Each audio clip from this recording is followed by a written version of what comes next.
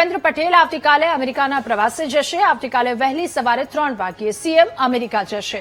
17 થી 24 ઓગસ્ટ દરમિયાન CM Bhupendra Patel America અને કેનેડામાં વિવિધ બેઠક કરશે.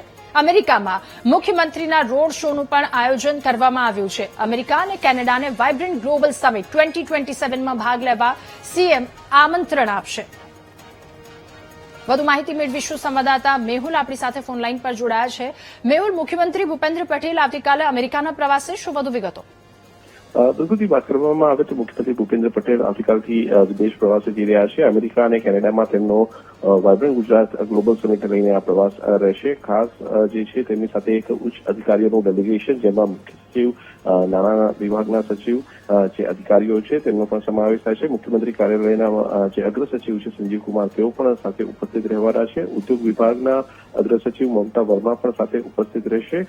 ખાસ તેમનો અમેરિકા અને કેનેડાનો 10 દિવસનો પ્રવાસ છે કે જ્યાં વાઇબ્રન્ટ ગુજરાત ગ્લોબલ સમિટને લઈને અલગ અલગ ઉદ્યોગ ગૃહો, સ્થાનિક જે મંડળો છે તેની સાથે બેઠક કરવામાં આવશે. સાથે જ આવનાર વાઇબ્રન્ટ ગુજરાત ગ્લોબલ સમિટની અંદર તમામ જે ઉદ્યોગપતિઓ છે ટોપ મોસ્ટ કંપનીઓના, તેમને પણ આમંત્રણ પાઠવવામાં આવશે.